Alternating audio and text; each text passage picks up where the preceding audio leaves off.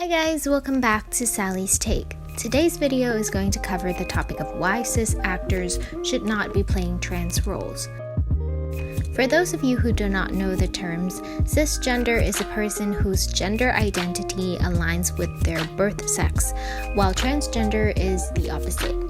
To put it simply, if you are born with, let's say, male genitalia and you identify as a man, then you are cisgender. But if you identify as a woman, then you might consider yourself as trans. Now that we get that out of the way, let's talk about why it's not okay for cis actors to play trans roles.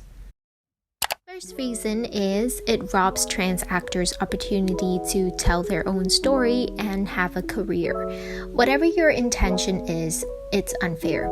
It's saying that trans actors are not capable of telling their own story, a story that they know all their life. These cis actors often profit from the roles and move on. For example, Leto got an Oscar for his portrayal of a trans woman with HIV in Dallas Buyers Club. Eddie Redmayne is still constantly praised for portraying the first trans woman in Danish Girl, and he was nominated for an Oscar as well. If you truly care for the trans community, wouldn't it be better to give such big roles to trans actors instead, since there's already a limited amount of roles Hollywood will offer to trans actors?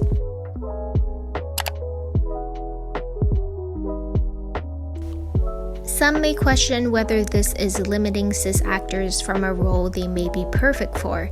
Now, do you already see the problem in that sentence? While cis actors are striving to prove their acting skills or branch out into more challenging roles, trans actors are striving to even get to act in a decent, non-stereotype role in the first place. I feel like you can't act as if the media and Hollywood exist in a vacuum. People are affected by what the entertainment industry put out, what they represent. If everyone is equal, then it shouldn't be a problem to challenge yourself as an actor by playing trans roles. But in reality, it's not like that. We live in a world where cis actors like Eddie and Jared get prestigious nominations for playing an archetype of a transgender role, whereas the trans actors from Pose receive no nomination for portraying more realistic and genuine trans roles. How is this fair? Another argument to this is that the movie or series won't profit if people give roles to unknown trans actors.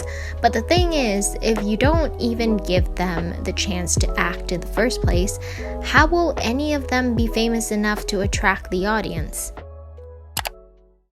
Number 2. Harmful representation. Having cis actors playing trans roles perpetuate harmful stereotypes and misunderstandings about trans people, because when the real actor is cisgender, it's so easy for the audience to assume that a trans woman is just a guy in a dress, or what makes a trans man is just a tomboy. That's also a common misrepresentation of transgender in the current media. For example, in Danish Girl, Eddie Redmayne's character Lily is portrayed as a woman because she wears a dress, she wears makeup, and eventually undergoes a sexual reassignment surgery. There is this obsession with how her body looks, but that obsession does not make the audience empathize or understand her gender dysphoria. From the way the film is shot, we're not looking at Lily's discomfort with her body, we're looking at her body, like it's a foreign object. However, being trans is not just about physical appearances. One does not have to wear certain clothes or do certain things to belong to a specific gender. I would also like to add that not all trans people experience gender dysphoria, but it is something that many trans individuals go through, so having accurate representation of that is important. Carol Grant, a transgender writer for IndieWire, wrote a really good critique on Danish Girl by saying, quote, "It's no surprise that a cis male director would focus so intensely on a trans woman's choice of fashion, as sad men in drag is just as easy a transgender stereotype as any mention of the surgery." Hooper, the director, and Redmayne have spent so much time and effort leeching and leering at Lily's femininity. We're never given an insight on what else she really wants beside being a woman. What they give us instead are the stereotypical tropes of a housewife, simple retail job, gossiping with girlfriends, desperately wants to have kids of her own, with nothing else to define her. Like the rest of the film, her ultimate form of femininity is a simplification, a caricature. Third reason is that it trivialized their struggles. No matter how good of an actor you are, if you are cis, you can just take off the identity of a trans person after filming the movie and collecting all your damn awards and not be affected by it on a daily basis. Cis actors may be able to empathize, but they won't fully understand the struggles of a trans person. Leto said that he sat down and talked with some trans women in preparation for his role as Rihanna, but no one was credited for this.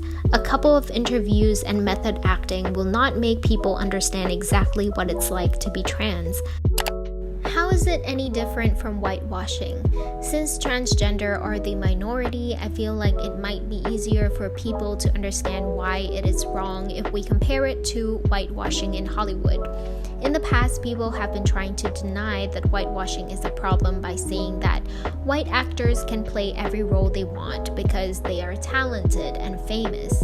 These arguments are very similar to what people are using to justify cis actors playing trans roles. Imagine watching 12 Years of Slave but with white people doing blackface and pretending to act and understand the many years of slavery and racism just because they did a bit of research. Are you really saying that white actors can play a black character more realistic than black actors? And do you think cis actors can play a trans role better than trans people themselves? Where Hollywood is at right now with trans representation is kind of similar to Hollywood trying to be more racially inclusive. Hattie McDaniel got an Oscar for playing a black house slave. At the time, Hollywood was essentially patting itself on its back, praising how accepting and open it is for everyone. But now the role is looked upon as very stereotypical and racist. This is the same thing Hollywood is doing when they praise cis actors for portraying a stereotype trans character. And in the future, this will unquestionably be looked upon as a huge mistake, at least until everyone receives equality. There is also a problem with the representation of trans characters. Being trans is not only about sexual reassignment surgery or being abused. There are a lot of nuances between that. Some trans actors even feel reluctant to play trans roles because it limits them into just those roles only. Hollywood should produce more stories with trans characters and not have it be only about undergoing surgery. For example, Jules from Euphoria, her transness isn't brought up that much, but it's also not ignored. The camera did not linger on her body like a foreign thing, and she has other interests than being a woman. Giving trans actors a chance to act in trans roles and cis roles means a lot. It gives trans actors a chance to have a career and be exposed to a wider range of audience who may not be familiar with transgender. It can inspire trans kids so they have someone to look up to, not just as a character in a movie, but in real life as well. And people will see that being trans is not only about physical appearance, but it is also about what's going on internally. So that's all the reasons why cis actors should not be playing trans roles. If you have any more points that I left out, then please let me know down below. Thanks for watching, and I hope to see you soon.